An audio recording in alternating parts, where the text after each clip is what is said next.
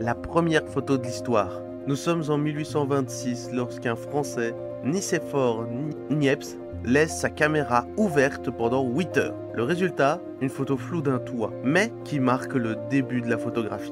Galilée a failli mourir pour avoir dit que la Terre tourne autour du Soleil. Galilée lance son idée qu'il a prouvée avec des preuves appuyées et plusieurs manuscrits qu'il a rédigés, démontrant que la Terre tourne autour du Soleil et non pas l'inverse. Seul problème, l'idée que la Terre tourne autour du Soleil car la Terre est le centre provient de l'Église. L'Église qui panique, qui juge Galilée pour hérésie et qui le fait passer à 2 doigts de la mort en le forçant à renier ses idées publiquement, même si pour Galilée, il en reste convaincu jusqu'à... Henry Kissinger, le plus controversé des diplomates américains. Henry Kissinger est né en Allemagne en 1923, dans une famille juive qui est contrainte de fuir aux États-Unis face à la montée du nazisme en 1938. De simple réfugié fuyant la guerre et l'oppression, il devient l'une des personnes les plus importantes de la diplomatie américaine au XXe siècle. Diplômé d'Harvard, il se fait remarquer pour son expertise en relations internationales et devient conseiller de nombreux présidents, dont Nixon, avant de devenir secrétaire d'État, lui permettant de jouer un rôle clé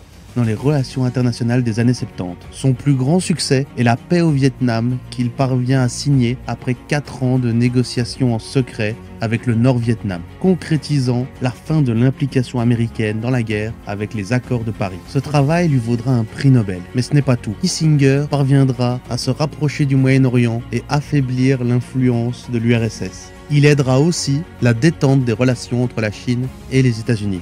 Mais les achèvements diplomatiques de Kissinger cache des décisions bien loin d'un prix Nobel de la paix.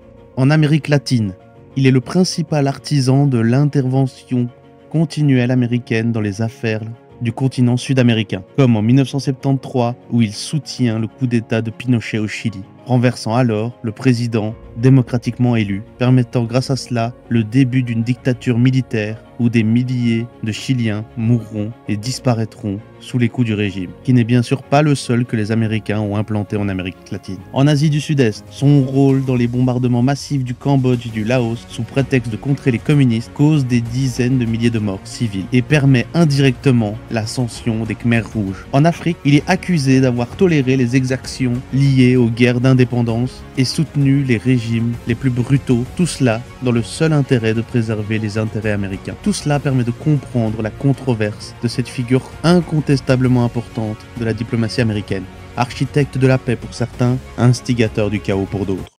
Pourquoi fallait-il être absolument les premiers sur la Lune? Nous sommes dans les années 60, la course à l'espace est totale. Russes et Américains veulent absolument être les premiers à envoyer le premier homme sur la Lune. La raison? Simplement prouver la supériorité de l'un sur l'autre et gagner un duel de prestige. Car en soi, mettre le pied sur la Lune ne change pas fondamentalement quoi que ce soit pour les deux pays. Mais cela permet de justifier ces années de recherche et d'avancer dans la course vers les étoiles. Et la victoire américaine portera un coup dur à l'URSS qui, malgré des investissements titanesques, n'aura pas réussi son objectif d'envoyer un homme sur la Lune en premier.